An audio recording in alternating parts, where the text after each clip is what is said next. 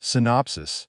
In a glass tower where fortunes sleep and wake on the hum of machines, a battery of code and human ambition collides with catastrophe. An algorithmic trading engine at Hartley Dynamics misfires, threatening $1 billion collapse in minutes. While engineered minds scramble and lawyers prepare statements, a simple night janitor, once an apprentice machinist with a memory for how systems fail and how things are fixed, walks through a darkened server corridor, sees what others did not, and in seconds performs an act so small and precise that it stops the bleeding. The miracle exposes the company's brittle hierarchy, forces its CEO to choose between self-preservation and moral courage, and compels everyone who watch to reckon with what they value. A cinematic tale of class and redemption, the story traces the janitor's quiet dignity, the CEO's internal reckoning, and a boardroom's attempt to monetize heroism, until the cost of keeping the miracle secret proves higher than anyone expected. The rain began as a rumor and turned to a drumbeat against the city. It rolled down the sky in thick, tired ropes, sliding off the glass of the Hartley Dynamics tower and making the nighttime skyline a smear of reflected neon. From street level, the building was a shard of light, everything in it either glowing or waiting to glow. Meeting rooms with empty chairs. Cafeteria sterilized for the morning's rush, a trading floor that, an hour ago, had been the loud heart of the enterprise and now slumped under an impossible silence. Miguel Reyes pushed his mop bucket through the automatic doors. Rain, damp coat folded over his arm, the smelling of detergent and the tang of ozone from the lobby air purifiers trailing him like a private hollow. He had been at Hartley for 9 years. 9 years of cleaning up someone else's rests, of wiping fingerprints off stainless steel where an exhausted executive had thumbed a private worry and left a trace. In the daylight, he cleaned the visible: a coffee, stained table, a smudge on the elevator mirror. But it was at night, when the building was as honest as a breath, that he saw its other faces: the hum of servers behind locked doors, the glow of monitors in empty war rooms, the way a building sounded when it was waiting for trouble. Tonight it was waiting for trouble with the sort of patience that made a man feel each tick louder. Miguel liked the work. It let his hands move and his mind float. He liked that it required precision. How you wrung the mop, how you traced the edge of a stair until the grout shone. He liked the small rituals, sweeping the same path until the pattern of the floorboards told stories. There were long stretches of silence during his rounds, and during them he would remember his father's tool chest and how a socket would not betray you if you treated it right. He had been a machinist once, years back, before economy and family and a wayward mortgage taught him humility. Before that, before he was the man who pushed the bucket through Hartley's doors, he had been good with gears and contact points, with telling the difference between a loose bolt and a component that had cracked under stress. His hands remembered things his mind did not always want to: the sound a failing relay made, the heat pattern on a panel that meant a fuse about to toast. He kept those memories like a narrow wristwatch kept in the dark, useful, private, sometimes stubbornly accurate. At the security desk, Claire tugged her scarf tighter and looked up from the screens. She was the night security supervisor, and she had a way of seeing the building like a constellational map. Cameras were stars and people were comets. Miguel gave her a nod. She snorted a laugh. "Storm's got the whole grid wobbly tonight," she said. "You staying late?" "Always," he said. His Spanish had softened over years in this city. He spoke with the muffled reverence of people who had loved and lost and learned to laugh. "The tenants pay me with coffee. I take extra rounds. And if you find me $1 billion idea while you're sweeping, bring it to me," she joked. She had an undergraduate degree she never used and an appetite for gossip. Tonight, though, her face tightened. "The trading floor's been quiet all night." Weird. Miguel felt it in his boots more than he heard it. The wrongness of a place that was normally sewn to the pulse of money. He pushed his cart and followed the elevator down to the lower levels, a route that wound through service corridors and past the secure door that led to the operations deck. He had never been allowed into the server room proper. That was the government of gray-haired engineers and badge-scanned access. But he knew the hallway, the way the air smelled colder near the access panels, the faint metallic tang that meant transformers or water-cooled racks. A siren's wail cut through the silence like a scalpel. Miguel stopped with the bucket's handle in his hands, because sound did what it does to a man who had learned to read things. It made his ears attentive and his stomach small. Through the glass of an emergency stairwell, he could see the trading floor up above through the slats. Rows of empty desks, screens dark, one lone security guard moving in the shadow like a slow animal. He moved toward the glass doors that led to the engineering wing, partly out of habit and partly driven by that small, private flame of curiosity. Hartley Dynamics was a company that sold solutions, software for industrial automation, a proprietary trade, execution system coded to bat faster than the market, and, more recently, algorithms Hartley had sold as near-omniscient forecasts. The public face was confidence. The private face, in the last 2 weeks, had been trembling. Hartley had announced a new integration with several major brokerage houses, a system guaranteed to shave microseconds off trade settlements, and, crucially, to leverage volatility in new, surgically precise ways. The stock had leapt. Parts of the financial world had said Hartley was building a new center of gravity. Then, last night, a small but catastrophic loop had begun in the code, a mismatch between a risk parameter and a feed. The algorithm began to bid aggressively into thin markets, and phantom liquidity turned into real positions. By the time the system's people noticed, the trades had propagated outward like a contagion. $1 billion wiped in the first 30 minutes of the glitch. The CEO, Evelyn Hart, had skipped a dinner with investors and come in to stare at a bank of screens like a woman trying to will back time. News feeds were starting to bite at Hartley's heels. There was talk of legal teams and emergency margin calls. There was panic. Miguel passed through the double doors that led into the operations corridor. Fluorescent lights made the floor a river of white. The hum of 100 machines was a low tide that made the air vibrate. He heard voices, sharp, clipped, dangerous. Heads bent over keyboards formed a constellation of stress. Men and women with lanyards that shouted out their roles. Head of Ops, lead software engineer, chief risk officer, moved with the speed of people who had been taught that minutes were a currency. Where is he? A woman with hair so white it could have been silver bark snapped. This was Evelyn Hart. She looked smaller in person than in photographs, a compact bundle of steel and bone, but there was something categorical about her posture. She held herself as if she were always measuring angles. Her jaw was set, her eyes were raw in the fluorescent light. I want options. We're isolating the node and rolling back, a man offered. His voice betrayed rehearsed calm. It's a cascade. The rollback will stop future bids, but some trades have already left the queue. Clearinghouse will. You said rollback 20 minutes ago, Evelyn said. There was no accusation in the syllables. It was the merciless arithmetic of failure.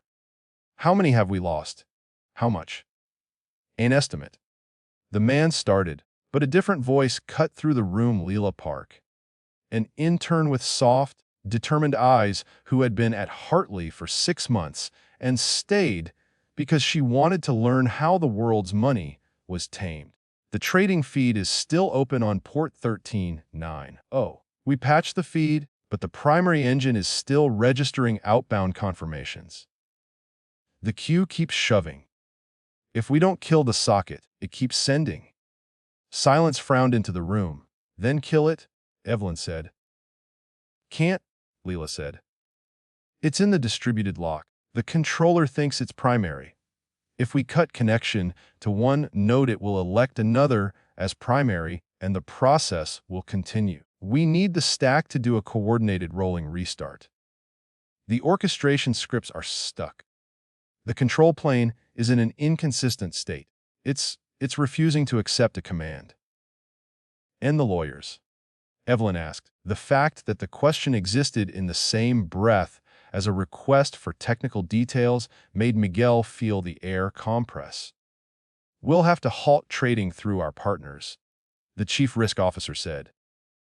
We can notify exchanges, file emergency patches, but if the feeds don't stop now, we'll keep bleeding.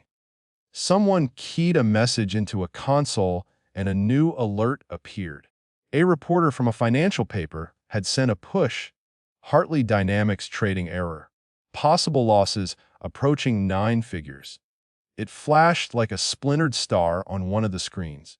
The room smelled faintly of burnt coffee and of ozone, and Miguel felt at the edges of his thick fingers the oddity of being both invisible and necessary. He was cleaning crumbs off the maintenance shelf when a steel-scented hand clapped his shoulder. "Rise," said a voice that never sounded like a voice anyone could pretend not to notice. Dominic Hale, Chief Facilities Officer, stood with a badge like a horizontal bar across his sternum.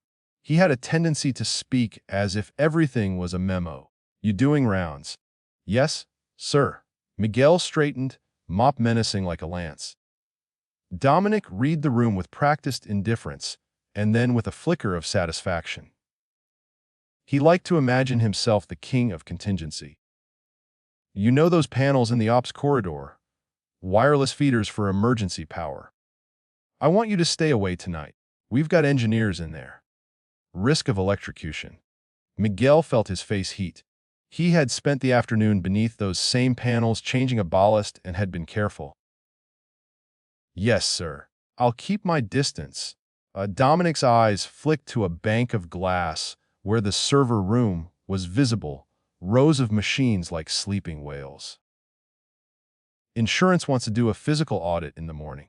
Make sure nothing's touched." His hand on Miguel's shoulder was a benediction and a command. Miguel nodded and pushed the cart down the corridor. The mop dragged a clean line behind him, like a punctuation mark. He was no longer invisible when the call came. It was Claire's voice on the radio in his belt. "Miguel. Ops needs an extra set of hands. A door's stuck." He hesitated. He did not belong in their war. But the corridor's lights felt different now, as if they were not merely lighting space but drawing a line in the air. "On my way," he said. The door was between the server room and a secondary mechanical closet, a heavy steel thing with a latch that had buckled in humidity. An engineer named Ira was cursing at it, a flurry of taped wires in his hands. He had the look of people who earned their badges at the keyboard, thin and precise, and when he saw Miguel, he let out a breath. Security refused to let maintenance through. "But this thing won't give," Ira said. "We need an access panel open." Miguel knelt and listened. He had the habit of listening the way a trained man listens to machines. The door's frame hummed in a frequency with the condenser coils. There was a vibration that put the mind in the same place as the body. He reached out, found the latch with his thumb, and with a soft, practiced twist, one he used to adjust loose bolts on a lathe, he eased the metal. The strike plate was swollen from moisture. A hairline fracture made the latch bind. Miguel levered it with the blade of his hand, and the door side open. "Nice hands," Ira said, genuine this time. His breath fogged. "We could use you on the panels. There's a power reroute we need to make, but the panel sequencing is a mess." Evelyn had watched the exchange from the edge of the room. It was as if she'd been observing a small animal when it decided to dignify a human with its presence. She came forward like someone drawn to the center of an argument. "You're a janitor?" Evelyn asked. She did not mean it as a question. Her tone defined it as an object lesson. Yes, Miguel said. He could feel the weight of his mop keys at his belt. He did not feel small. He felt like a man who had learned how to be useful in a world that rewarded noise more than care. Evelyn's expression changed, not quite softening but folding to some other surface. She had been a young woman who had learned to be a razor in a world built for bluntness. Now she had the furrowed look of an animal that realizes the terrain has changed. "We need help," she said. "If you know how to stop the primary node from issuing confirmations, tell us." Miguel swallowed. The language of their crisis? Nodes? Orchestration scripts? Block elections. Was not alien to him, the only wrote checks. Machines behaved like machines everywhere. They gave signs. They refused to speak. They could be coaxed. He glanced at the server room's glass door. Inside the racks pulsed with blue and red LEDs, a city under glass. "I won't mess with anything. I don't understand," he said. Honesty was a first truth he'd carried through every cleanup and repair. "But I used to work on control panels. If the controllers are talking over the same bus the lights use, maybe you're getting phantom echoes. Sometimes when a node gets stuck, it keeps a heartbeat alive by the emergency feed. Cut the heartbeat on the mechanical side, and it often forces a failover to stop. You have a physical kill for the bus." Leela's eyes brightened. "The emergency bus is sealed. We can't isolate it without a coordinated restart. The orchestra is locked." "You got a breaker, Ed?"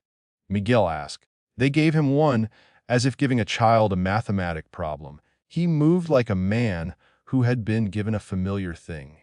The corridor smelled like damp concrete and the alkaline of disinfectant. He pushed the door to the mechanical closet and saw, behind service panels and pipes, a row of breakers, their labels chalked in careful print. The emergency bus breakers were guarded by a lock and a red plastic cover. Dominic had been right. Facilities had made them off-limits. Miguel hesitated for all of 2 breaths. Then he found the breaker and put his hand on it. It was warm, not hot, and the warmth said the circuit was carrying load. He saw how the wires ran, a loop that hugged the conduit in such a way that if he took the breaker, the secondary would sense a loss and begin a hand-off. In the world he had learned as a machinist, you could coax a system with a touch and tell it to be silent. He closed his eyes and felt for the best way, not to hurt, but to persuade. The switch clicked like a match. For a fraction of a breath, nothing happened, and then the server room lights dimmed, and in that dim, a rising chorus of alarms and 100 screens took a fresh, human shape. The orchestration plane re-elected. The queue flushed. And then, because these were things you could not see with the naked eye, because the world of code is a theater of heartbeats, messages stopped going out. A hush fell like a glove. Men and women who had been arguing retracted into their chairs, as if waves had reached into the room and turned them flat. Evelyn's face drained of something raw and secret, and then cleared like glass. She looked at Miguel as if seeing him for the first time. "Did you?" she started, and then, stupidly, "How did you?" He shrugged. "I listened to it." It was the simplest sentence he had on offer, and it fit like a pair of gloves. Sometimes the fix is on the other side of the machine. Machines have hands too. The room erupted, but not with the manic energy of victory.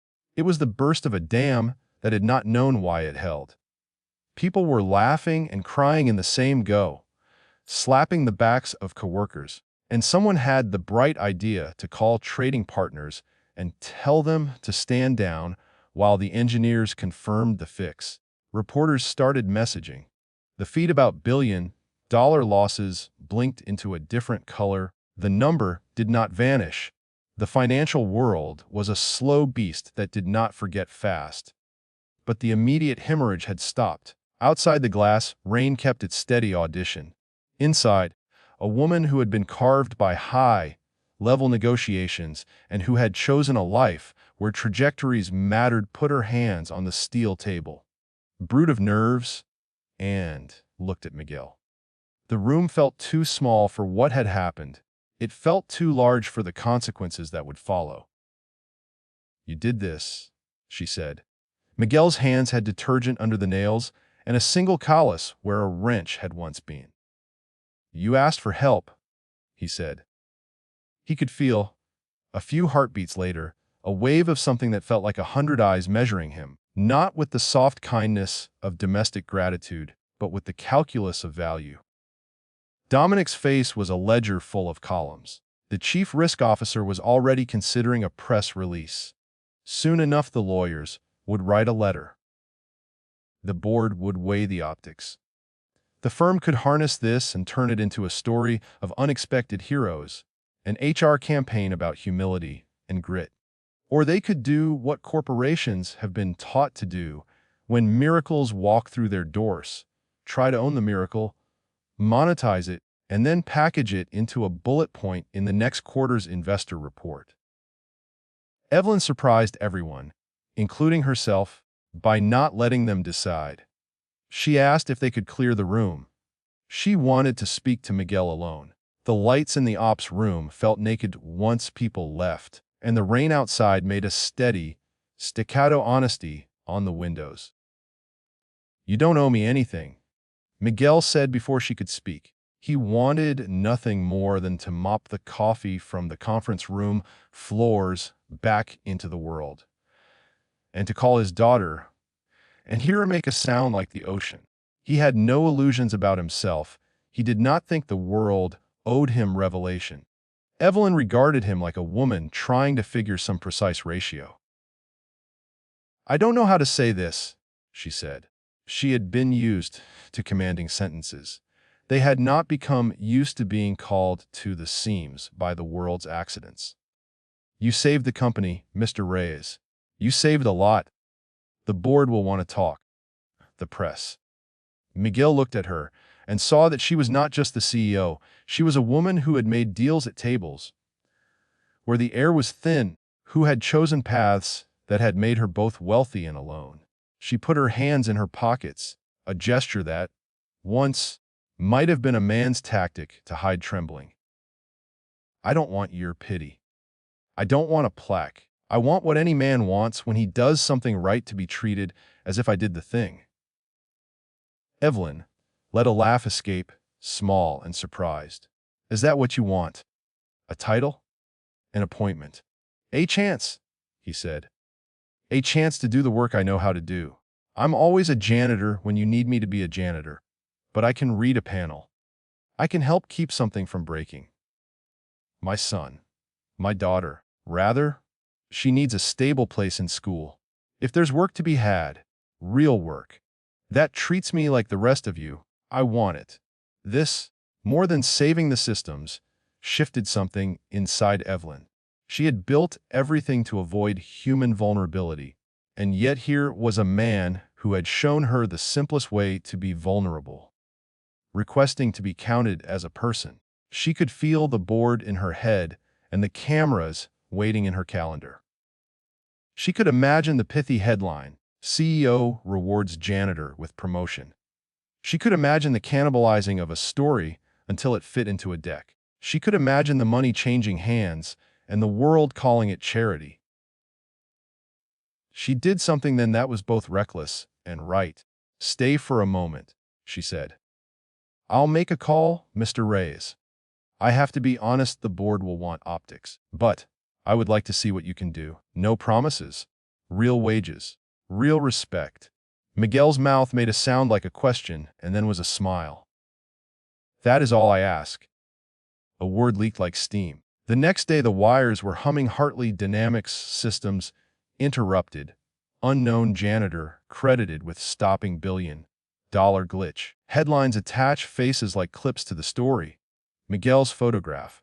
Damp hair. Blue jacket. The mop like a steward's crook. Ran beside analyses about infrastructure and questions about corporate responsibility. The board met with all the neat brutality of men who saw the world as sums. One faction wanted to offer Miguel a small bonus and make a viral campaign about Hartley's citizen engineers. Another, with colder eyes, suggested a consulting contract with non-disclosure provisions that would hand Miguel money and seal his mouth. Evelyn fought those moves more publicly than she might have. She felt the sting of being used as a marketing ploy in a way she had never felt before.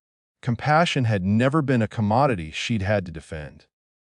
The board's finance chair, an elegant man named Anton Pierce, who had a habit of smiling with his teeth, argued that the company's priority was to shareholders and that emotions, while noble, were not balance sheet items. He suggested, gently, with fingers that moved like investment algorithms, that Miguel's story might best be harnessed and then siloed. Miguel had been waiting for the men with flags to come. He knew the economy's grammar. He had worked in factories that were sold, piece by piece, to another manufacturer and watched the men who owned things vote like a jury. When the board's first offers came, all perfumed and legal, he took them home and read them with a quiet accuracy. The contracts were gilded cages. They offered sums he could imagine his daughter turning into rent and textbooks, but they also asked for silence, for a signing of the kind of consent that makes a man a footnote. Evelyn refused to let it be quiet. She wanted to place a voice in the story that was not a board memo. She insisted on a formal offer, a technician role in the operations group with a living wage, medical benefits, and a path to training. Miguel's face at the meeting registered an emotion Evelyn had not permitted herself in years. A small, incredulous joy. He pressed his hands into his knees to steady them and accepted the offer without theatrics. People will say you're doing the right thing. Evelyn told him the day the contract was signed. They'll say the optics are pure. I don't care what they say. We owe this to you. Miguel's acceptance made headlines. The company's stock moved like a bird turning in the wind, a jitter up for the immediate stop of bleeding, a steadier climb for the narrative. But the narrative was not content to remain immoral. There was an old risk that had not been addressed. The root cause of the algorithm's failure lay not in the bus that Miguel had switched, but in a pressure to deliver speed and profit that had bled oversight from the code. A month after the incident, a whistleblower leaked documents showing corners cut in testing, executive memos referencing acceptable margins of error, and a board appendix that had quietly trimmed the risk department. The leak hit like a second rainstorm, colder and more systematic. Investors asked questions. Regulatory bodies sent letters. The board wanted a sacrificial lamb. Dominic suggested framing the outage as an unpreventable accident and moving on. Anton privately recommended a massive buyback to distract. Evelyn, now publicly damned by some investor calls for oversight failures, found herself alone before a choice to craft the company's survival story with a PR algorithm, or to make a public reckoning. Her old tutors, lawyers and bankers she had paid to protect her, counseled containment. But what Miguel's hands had done had lit a thread in her that did not go away, the understanding that systems break where humans build without taking responsibility for their work. She called a full board meeting and, against the spine of her contracts, proposed transparency.